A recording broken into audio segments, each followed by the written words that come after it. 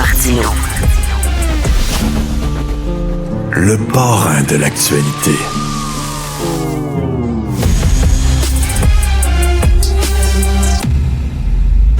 Je suis extrêmement réticent. Gants blancs jusqu'aux épaules, je peux comprendre. Mais à travers tout ça, il reste que l'industrie locale du commentaire est étonnamment muette. Joseph Facal. Alors, on va mettre des gants blancs jusqu'aux épaules, mon cher Joseph, et tu veux me parler des directives qu'on donne aux écoles pour ce qui est des transitions de sexe chez les mineurs.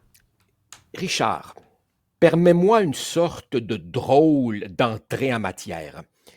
J'ai commencé ce matin et je n'ai pas terminé de regarder ce spécial sur CNN auquel tu faisais référence. La pièce de théâtre filmée sur Broadway avec George Clooney, intitulée Good Night and Good Luck, qui met en scène le célèbre affrontement entre le journaliste Edward Murrow et le sénateur McCarthy au début des années 50. Et c'est une leçon de journalisme à double titre. Le courage, c'est-à-dire dire ce que certains ne veulent pas entendre, mais en même temps la prudence, bien vérifier et ne pas prétendre toujours à une expertise à laquelle on n'a pas toujours accès. C'est dans cet esprit-là que je te parle. Okay. Le gouvernement Legault a commandé un rapport sur la question de l'identité de genre. Le moins qu'on puisse dire, Richard, est que le rapport a été fraîchement accueilli par bien des gens, notamment par toi. Le rapport est particulièrement timide au sujet de ce qu'on pourrait appeler le caractère idéologiquement orienté des formations données à l'école en termes d'initiation à la sexualité et à propos des directives à l'endroit du personnel scolaire. Permets-moi de te lire un extrait de ce rapport. Je cite. « L'ampleur des disparités observées dans l'éducation à la sexualité a créé des conditions propices à des maladresses qui alimentent à leur tour des controverses. » Fin de la citation. Non, Richard, c'est pas des maladresses, c'est une idéologie à l'œuvre dans les écoles, une idéologie qui est essentiellement partisane de l'affirmation rapide quand un jeune s'interroge et dit vouloir changer de sexe. À mon avis, Richard, respecter la différence, c'est une chose. Embrigader toute l'école dans sa promotion en est une autre. Alors, je me suis posé la question, qu'est-ce qui se passe réellement dans nos écoles? Et j'ai commencé à fouiller à l'aide d'autres personnes qui m'alimentent. Dans les minutes qui me restent, Richard, j'ai évidemment pas le temps, j'y reviendrai, de parler de certains contenus franchement étonnants en ce qui a trait à l'éducation. Mais pour ce qui est des directives données au personnel scolaire, je tombe, par exemple, sur un document intitulé « Ligne directrice relative aux élèves transgenres de la Commission scolaire de Montréal ». Richard, on ne parle pas ici d'un document qui n'engage que son auteur.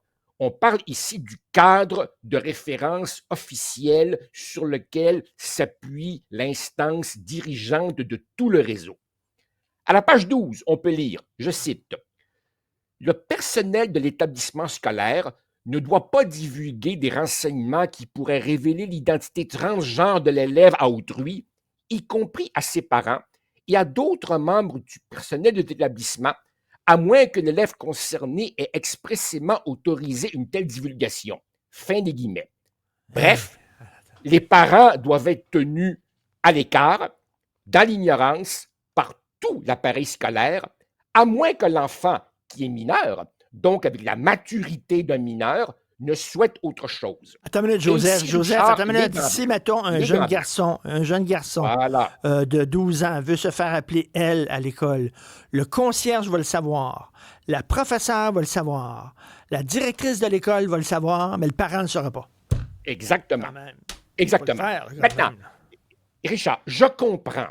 Et ici, c'est là que j'ai introduit nuance avec un N majuscule. Je comprends qu'il y a des parents complètement fermés sur cette question et qui réagiraient extrêmement mal si Kevin voulait dorénavant se faire appeler Eve. Il y a là un enjeu réel, j'en disconviens pas, d'enfants qui subissent Dieu sait quoi à la maison parce qu'ils ont cette interrogation sur leur identité. Mais il faut pas penser que tous les parents sont comme ça. Voilà. Je crois Non. cependant, Richard, que la majorité des parents logent ailleurs. Et là, on a une directive mur à mur pour les cas réels, sans aucun doute, de parents qui seraient d'une totale fermeture. Moi, je crois, Richard, traite-moi de naïf si tu veux, que la majorité des parents seraient assurément troublés par cela, mais ils aiment leurs enfants, ils voudraient comprendre, ils voudraient soutenir, ils voudraient jouer un rôle, et en tout cas, ils voudraient s'assurer que l'appareil scolaire prend les meilleures décisions pour leur enfant. Mais non, ils sont tout d'un coup déresponsabilisés, dépouillés de leurs responsabilités, plus un mot à dire. Et ce choix de les écarter, Richard, qui peut sembler une mesure administrative neutre, ne l'est pas neutre. Ça découle de la mainmise de l'idéologie de l'affirmation rapide de genre, qui est que, notamment avec l'anonymat vis-à-vis des parents, il faut faciliter le cheminement de l'enfant dans son désir de transitionner plutôt que de prendre le temps, de comprendre quel est le trouble qu'il traverse. Richard, ces directives sont émises, sont le produit de militants déguisés en experts et un peu partout à travers le monde commencent à tomber des rapports qui montrent que les bases scientifiques de ça sont d'une extrême minceur. Donc, si je comprends bien, l'enfant saurait ce qu'il veut, son opinion prime, il faut l'encourager, tout le système se met à sa remorque et l'école ne doit pas collaborer avec les parents. Dis que j'ai un méchant problème, j'ai un méchant problème avec ça. Et le processus s'accélère, là, à l'air vite, et là, il faut le psy, puis il faut les blocages de puberté. Et je m'excuse, mais quand tu es jeune, on a tous été jeunes, tu as 12 ans, OK? Ben oui. Tu es un gars timide, correct? Tu n'as pas beaucoup d'amis, tu sais? Tu es un peu isolé. Puis tu dis à un moment donné, je sais pas, que tu aimerais peut-être ça être une fille, tu deviens comme ça la personne la plus populaire de l'école. Comme ça. Tout le monde te trouve cool. Tout le monde te trouve marginal. Puis là, toi, t'embarques dans le jeu. Hein? Tu dis, hey, là, soudainement, je suis cool. Fait que t'embarques là-dedans. Veut dire, on sous-estime la pression des pères à l'école. Voyons. Voilà. Richard, à la page 13 du document, il est écrit, en guillemets, lorsque la transition doit être tenue secrète. Richard, on utilise le mot secrète dans un document officiel. On ne parle pas de discrétion, on ne parle pas de confidentialité, on dit doit être tenue secrète. Attends, c'est pas fini, là. Alors, ce document dit s'inspirer fortement du guide à l'intention des éducateurs et éducatrices de la Fédération canadienne des enseignants et des enseignantes. J'ai été voir, c'est notre ami Pascal Bourgeois qui m'a mis sur la piste. Je vais voir le document en question et je trouve un passage dans lequel on nous dit que les parents ont le droit de savoir. Ça, c'est dans la catégorie des mythes. C'est un mythe, ça, que les parents ont le droit de savoir. Voyons. On ne dit pas que dans certains cas, ça peut être délicat si les parents sont décrinqués, totalement fermés. Non, on dit que c'est un mythe que les parents ont le droit de savoir. Et maintenant, écoute bien ça. De même, un professionnel ou une professionnelle ne devrait jamais révéler l'identité de genre d'un ou d'une élève sans sa permission directe. De fait, écoute ça, une divulgation indésirée peut être considérée comme un manque de professionnalisme et avoir de graves répercussions.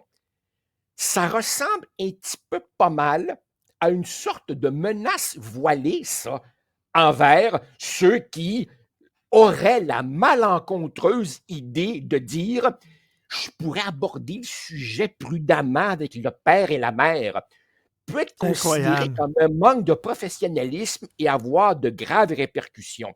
Richard, je le redis pour le bénéfice de nos auditeurs, ce ne sont pas des réalités en noir et blanc. C'est toi-même qui ne cesse de me dire on ne sait jamais ce qui se passe dans une tête. Il faut être prudent, nuancé, délicat. Richard, il n'y a rien de prudent et de nuancé dans les documents que je suis en train de lire. C'est excellent ce que tu dis et tu es très prudent, toi, dans ce que tu dis. Merci beaucoup. Je n'avais pas lu Ça marche. ces passages-là. Je voudrais te dire quelque chose. Vas-y. Ça n'engage que moi. Je ne veux pas OK. t'entraîner dans le trou dans lequel je vais m'enfoncer. Vas-y. C'était les Tony Awards. OK? Alors, c'est les Ouais. prix qui sont donnés pour le théâtre. Ouais. C'est l'équivalent des Oscars. Et OK. la personne qui a gagné prix d'interprétation, c'est un gars qui se dit non-binaire. Alors, il était là à la cérémonie. Il était dans une robe de paillettes, là, une très grande robe de paillettes, et avec le poil sur le chest, et, etc. Puis là, il minaudait. Est-ce que j'ai le droit de... Je trouve ça étrange. Ben J'ai oui. le droit de dire ça.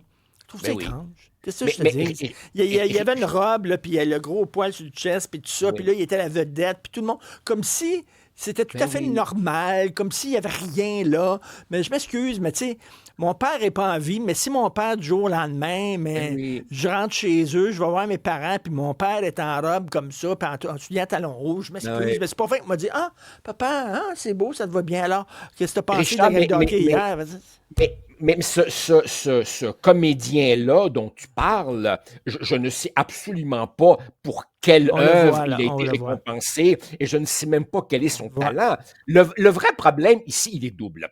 D'abord, dans notre société, il faut être de plus en plus extravagant pour faire parler de soi et aussi, ben, on récompense, là, on leur donne des prix à ces gens-là comme si ça devenait une espèce de badge d'honneur ou de qualité d'être marginal. D'ailleurs, Richard, tant qu'à t'enfoncer, on va s'enfoncer tous les deux là-dedans. Ça fait des décennies que toi et moi, on a sans doute eu des connaissances qui étaient gays, des Oui. couples parfaitement normaux et qui Je eux-mêmes m'en fous.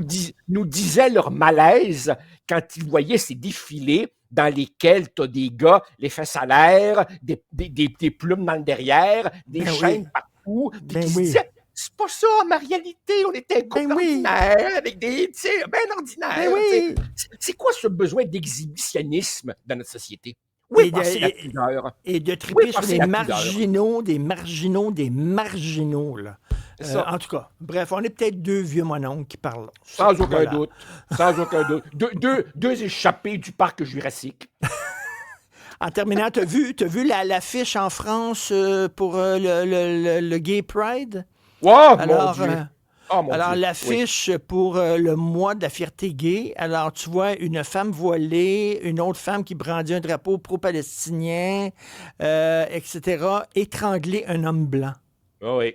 Tu te Étrangler rappelles, un homme blanc sur l'affiche. Richard, voilà, tu te rappelles, ça fait pas tellement longtemps qu'on entendait cette idée selon laquelle la France résisterait mieux au wokisme que les États-Unis parce qu'il y avait une tradition républicaine, laïque, patati patata.